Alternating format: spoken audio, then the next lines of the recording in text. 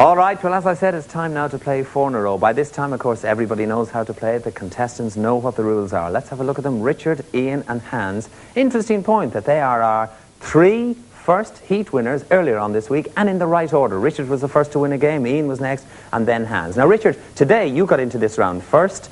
Let me show you the categories that are available. They are the Romans, Feathered Friends, Musicals and Continents, and of course, as usual, I'll just be looking for the 2 of you.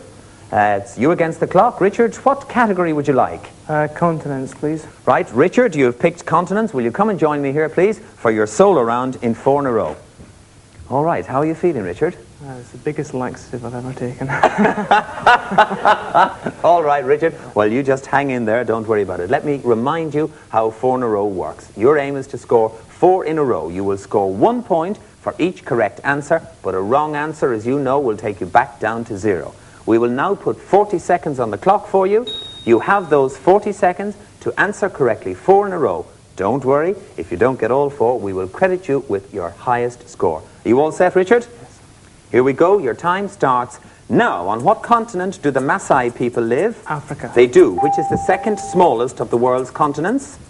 Australasia. No, it's Europe. Which precise global point did Roald Amundsen reach in 1911? The South Pole. He did. Which country occupies 4/5 of the Arabian Peninsula? Saudi Arabia. It does. The African nation of Zaire was once known as the Belgian what? Congo. It was. Of which continent are the Cherokee a native people? North America. They are indeed. Well done, Richard. You've scored 4 in a row again. Oh, he started off a little shaky, but he got his 4 in a row. Ian, your category, please. I'll go for Feathered Friends, I think, Henry. Feathered Friends, Ian. Will you come and join me here, please?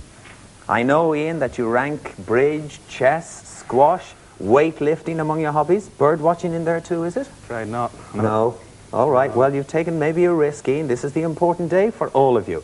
Ian, we will put 40 seconds on the clock for you now.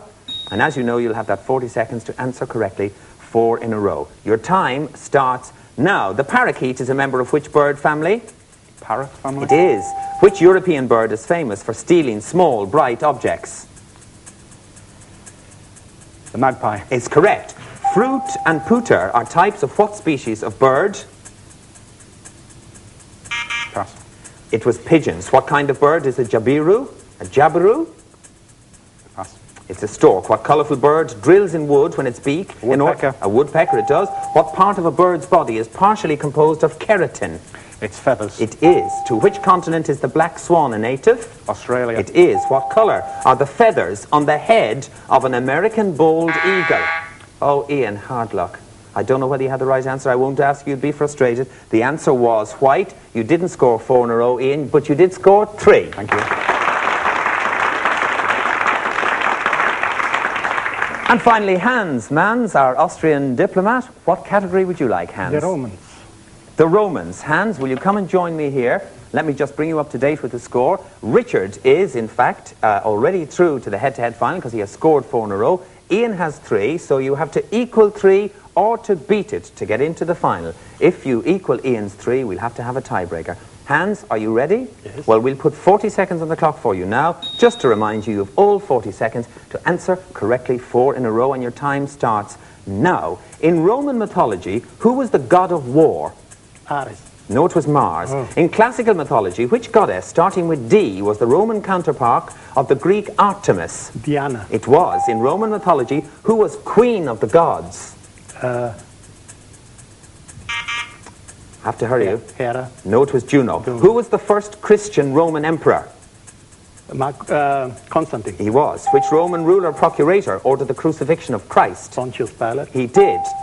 Which Roman emperor rebuilt the Pantheon in Rome between 118 and 128 AD?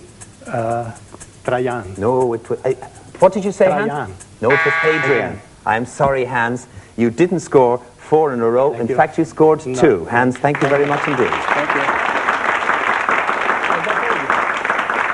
Well, there you go. If you look at our scores, you'll see that, alas, at last, we have to lose Hans Mans from Austria if you only scored 2. But thank you very much, Hans, for being with us and playing Going for Gold so well all the time.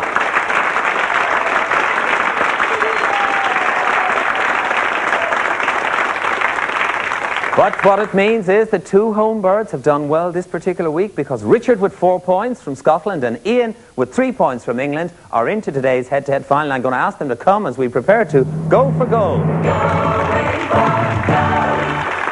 Okay, right now, here we are, we're down to it. Our head-to-head, our final round. You need 9 points to win the game. And we have a right royal battle here between England, here with Ian McChesney from England, and Scotland, represented here by Richard. Let's find out precisely where the guys come from. Ian, where are you from? From the Rossendale Valley, which is just north of Manchester. The Rossendale Valley and Manchester are cheering for you, even as we speak, Ian. And Richard, what about yourself? I'm from Perthshire and I live in Dunblane. Dunblane in Perthshire. There isn't. You can hear a pin drop up there at this moment. All right, guys. Let me explain to you how the game works. Do you want to wish each other luck before you start? Okay. Richard and Ian. Now, I'm going to tell you how the game works. You need 9 points to win. Here's how it works. I'm going to ask a question that gradually gets easier. You may buzz in only when it's your turn. Now, Richard, you got into this round first, so the first decision is going to be yours.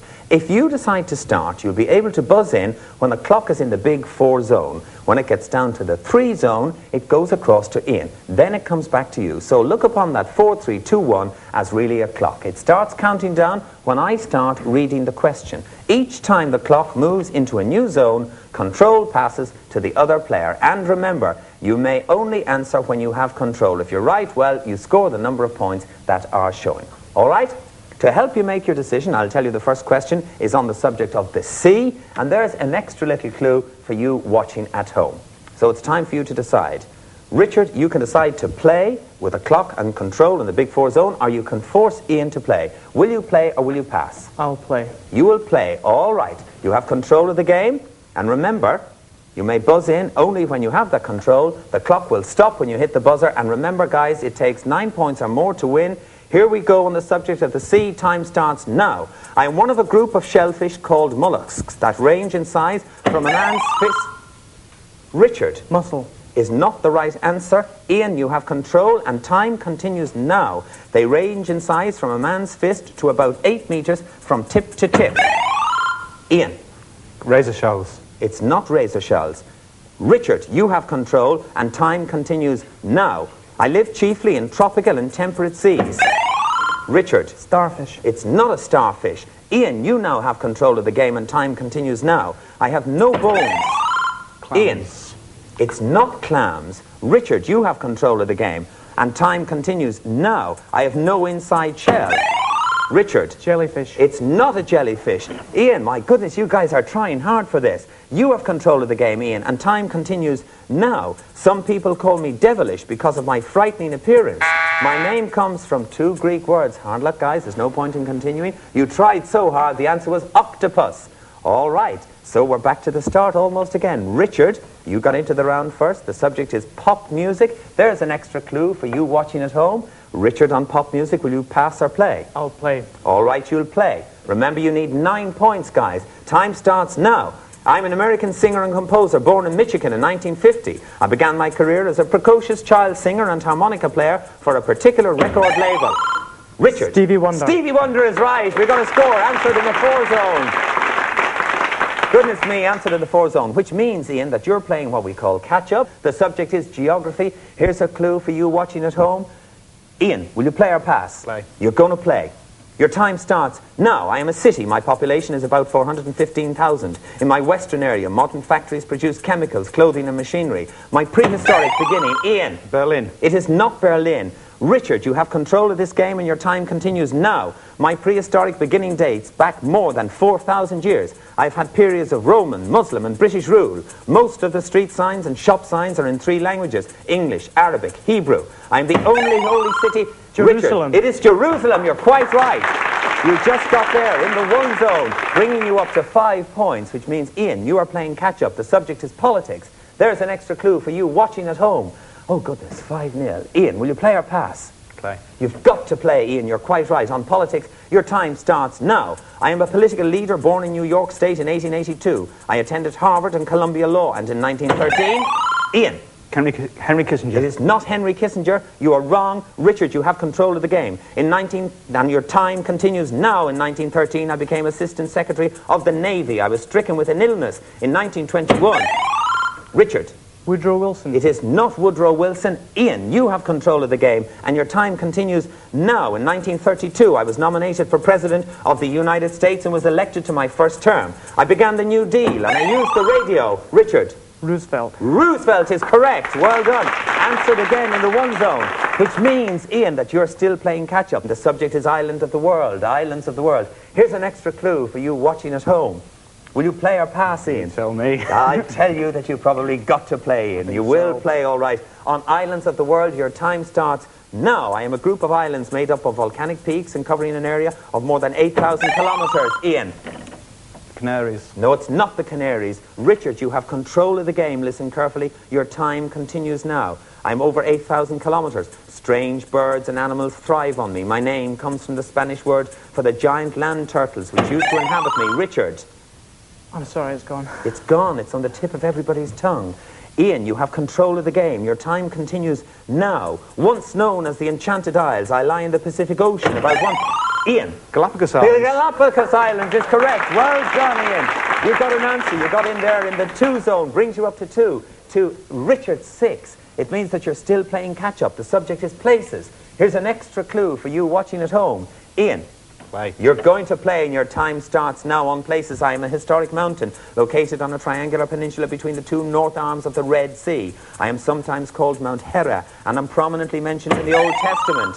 Richard. Mount Sinai. Mount Sinai is correct, Richard, in the 3 zone, and you're today's champion and you're this week's Eat final winner. Well done, Richard, and we'll see you in the semi-final later on in the year. And not only have you won a bronze memento already this week, now we've added a silver one to it, because that is a wonderful memento of your exclusive win on Going for Gold. Oh, Ian, what a tremendous game you gave us. Very hard, like the Flying Scotsman has won. Well, I don't mind admitting for a while there I thought we'd never find a winner, but we did. And of course, as I said, Richard is in to the semi-final later on in the year. Now, I hope you'll join us on Going for Gold next week. We'll have 7 new contestants from 7 different countries, go all the way through the week, and we'll eventually find the winner for the next semi-final. So join us all then, please, on Going for Gold. Bye-bye.